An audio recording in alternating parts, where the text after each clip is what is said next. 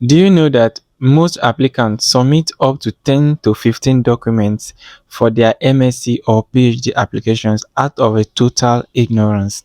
But the truth is, admissions committee make their decision based on just four, and if those four are weak, nothing else can save you. So in this video, I am going to walk you through those four documents: the statement of purpose, your letter of recommendation, your academic CV, and your writing sample, and show you exactly what makes each one irresistible to the admission committee.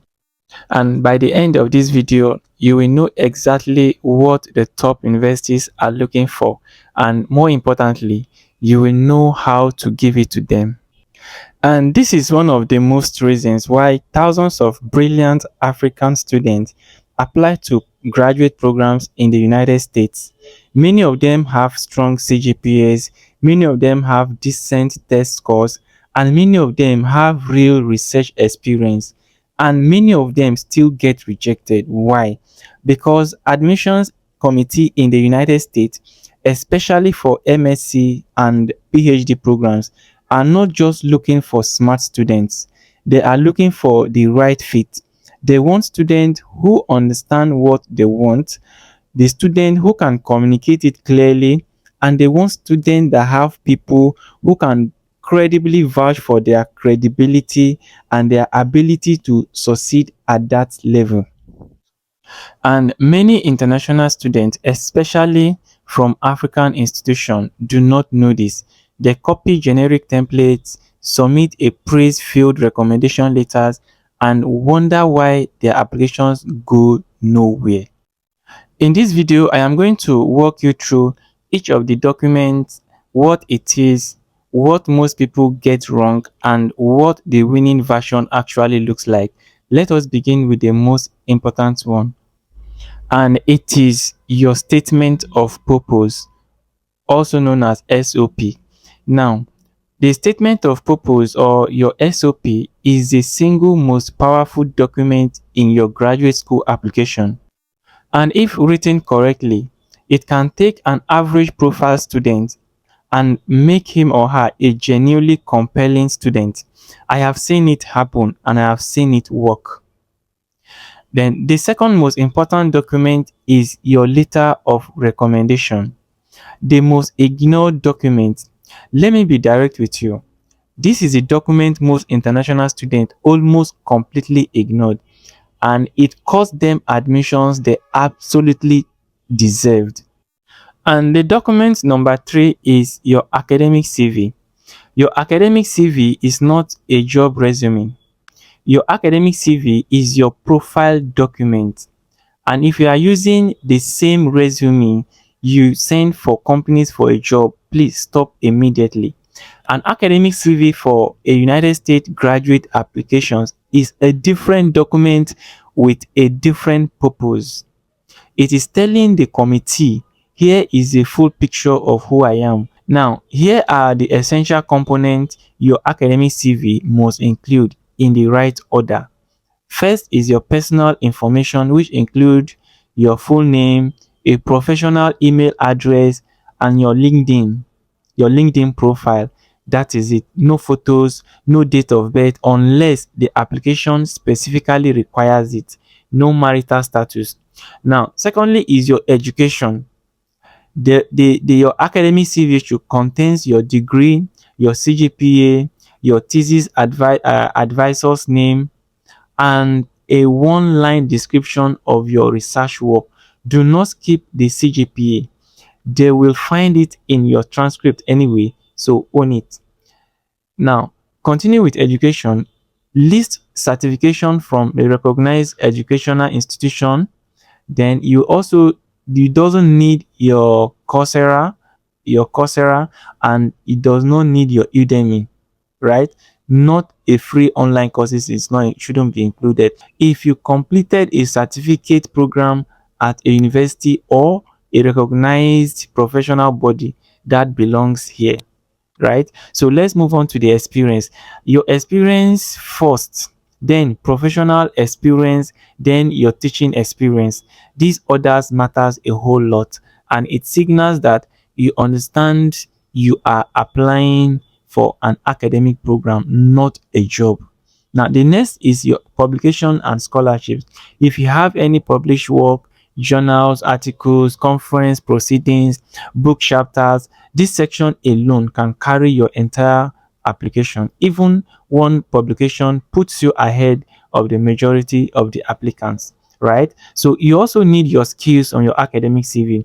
You break this into your subcategories where you have technical skills, computational skills, your research skills, language. Specific is always better than vague, right?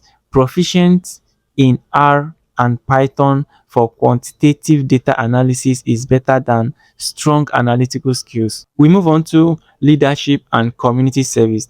Committees, student organizations, community development work, mentorship programs. American universities value this more than most international students expect. So do not leave it out at all. Then you also need a referees. Close your CV with your recommenders, their full names, titles, institution, and contact information. So keep your academic CV clean, professional, and a well formatted CV.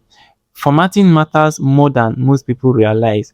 Use consistent font size, clean spacing, and clear heading throughout, right?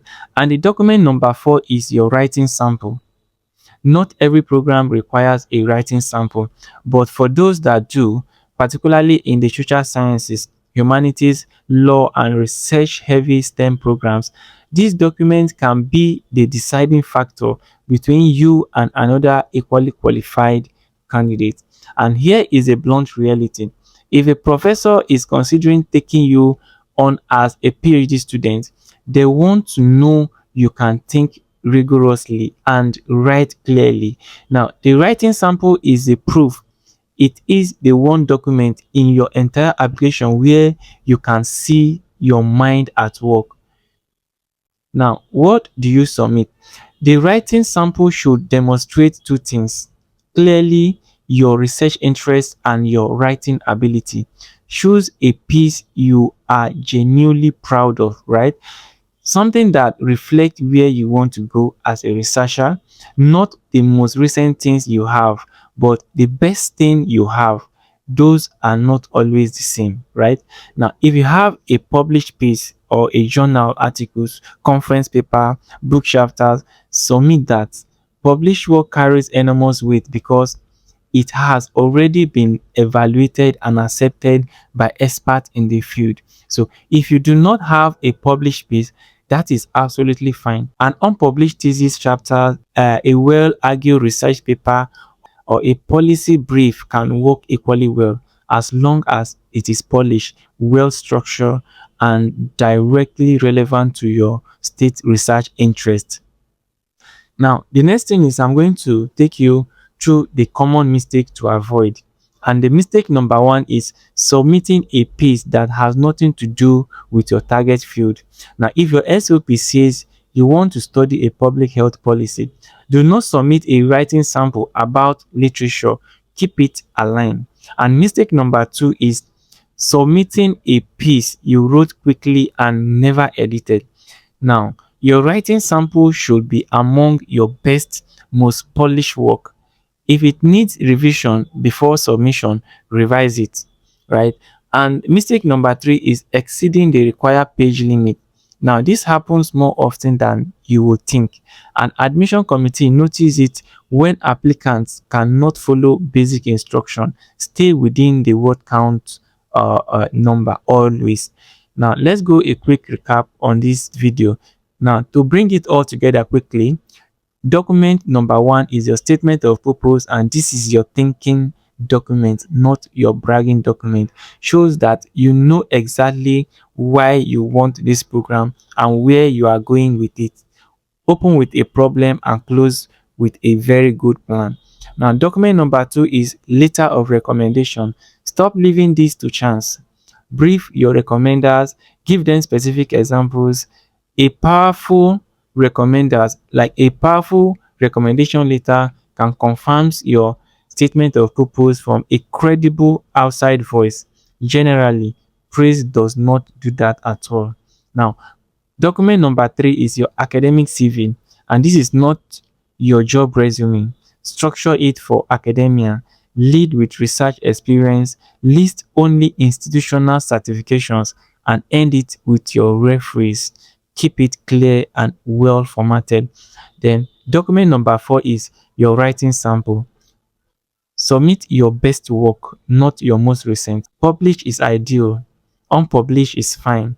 Relevant and polished is non-negotiable. Make sure it reflects the research direction you stated in your statement of purpose. Master these 4 documents and you are no longer hoping for an admission. You are engineering one.